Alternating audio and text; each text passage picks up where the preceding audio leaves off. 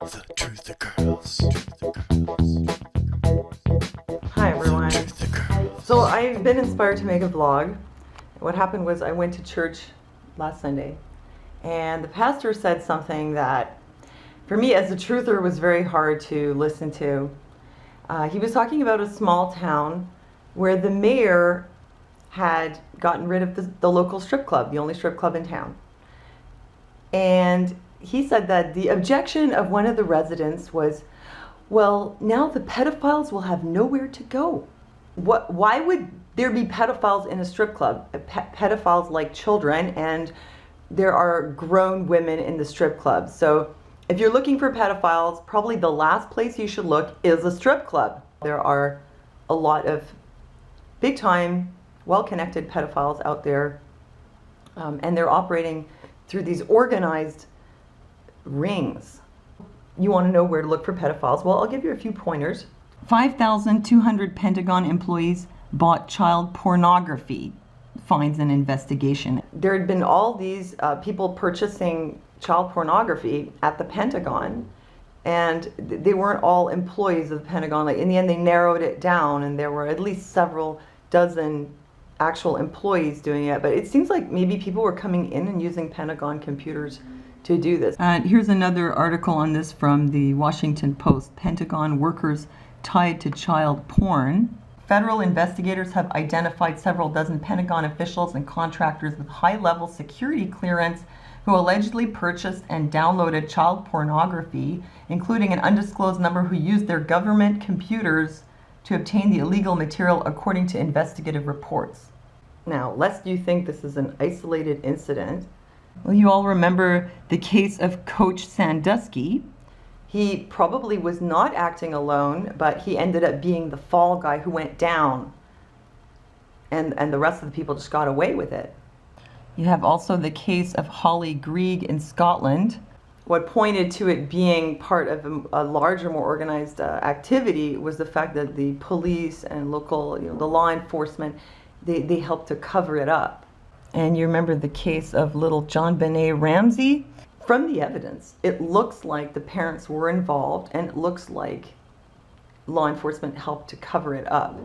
And as you probably already know, there's plenty of pedophilia and associated cover-up operations going on in the Catholic Church.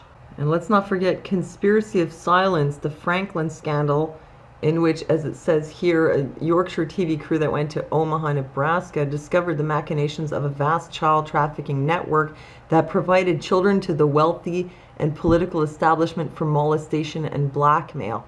And as it turned out, the police were also involved in this. If you're interested in this topic, here's a documentary you might want to see, Ritual Child Abuse in France, German documentary.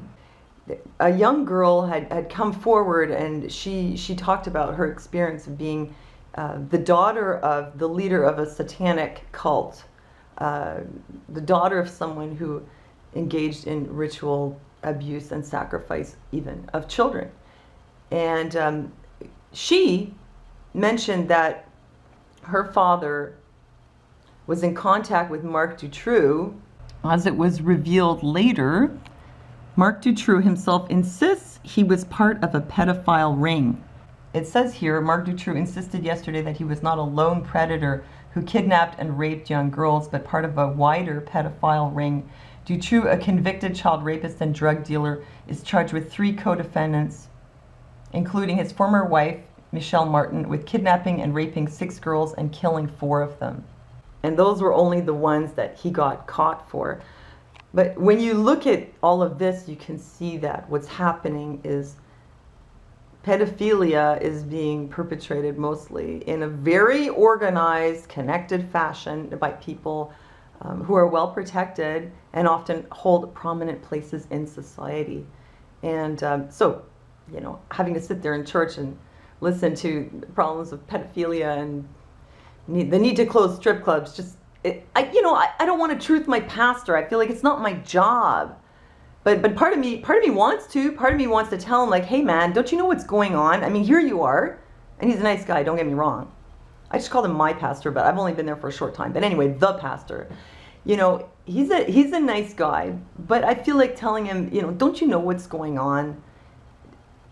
you're the pastor of a church. Don't you really know how people are serving the devil? Don't you know how this works? Maybe I could, offer you a copy of a couple documentaries or send you a few links on YouTube. Maybe you should spend a little time on the internet. He's one person. I shouldn't care so much what he thinks. But on the other hand, he's talking to all these people. And can you imagine if the pastors of the churches were really fully awake and if they were bold enough to speak the truth? But let me know, what do you think? What would you do?